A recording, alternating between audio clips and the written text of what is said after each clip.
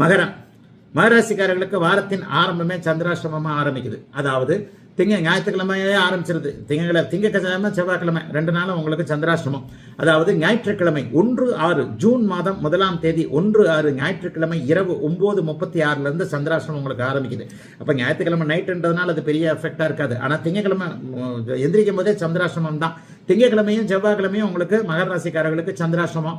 சந்திரன் 8ல் இருந்தாலும் கூட அவர் ஒரு நிலையில் பார்த்தீங்கன்னா ராகுகேதுக்களோட சேர்ந்திருப்பார்.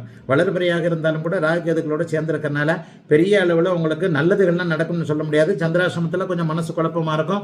எப்படின்னா புதன்கிழமை காலையில் 7:35 வரைக்கும் சந்திராசிரமம் நீடிக்குது. ஆக திங்கட்கிழமை முழுவதும் சந்திராசிரமம், செவ்வாய்க்கிழமை முழுவதும் சந்திராசிரமம். இந்த 2 நாட்களும் யாரையும் நம்பக்கூடாது. பண விவகாரங்களில் கொஞ்சம் கவனமாக இருக்கணும். இந்த நேரத்தில் தான் பொதுவாகவே 8ஆம் இடத்துல அவருக்கு ராகு கேதுக்களோடு இருந்தால் அந்நிய மத இன மொழி பேசுகின்றவர்கள், ஃபேஸ்புக்கு, இன்ஸ்டாகிராம் இதிலெல்லாம் முகம் தெரியாத சாட் பண்ணுறவங்க, முகம் தெரியாத வரக்கூடிய மெசஞ்சரில் வரக்கூடிய விஷயங்கள் எல்லாம் நம்பிடாதீங்க. மகராசிக்காரர்களுக்கு இது ஒரு முக்கியமான பலன். திங்கக்கிழமையும் செவ்வாய்க்கிழமையும் ஏமாற்றம் இருக்கும். பண விவரத்தில் ஏமாந்துடாதீங்க. ஃப்ரெண்டு சொன்னாருன்னு சொல்லிட்டு ஃபேக் ஐடியில் ஃபேஸ்புக்கில் வந்து அவரது பணம் போடு, இதை பணம் போடு, ஓடிபி சொல்லு, இந்த மாதிரியான விஷயங்கள்லாம் சந்திராசிரம நாட்களில் தான் இருக்கும். ஆகவே திங்கட்கிழமையும் செவ்வாய்க்கிழமையும் கவனம் கவனம் கவனம்.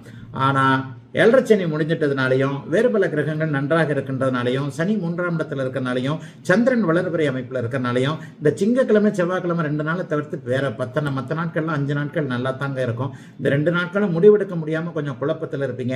ஏதாவது ஒரு விஷயத்தில் ஆண் பெண் குழப்பங்கள்லாம் ஏற்படும். அதனால பெண்களிடம் பழகும் போது ஆண்களும், ஆண்களிடம் பழகும் போது பெண்களும் அந்த 2 நாட்கள் மட்டும் கொஞ்சம் கவனமாக இருக்க வேண்டிய அமைப்பு உண்டு.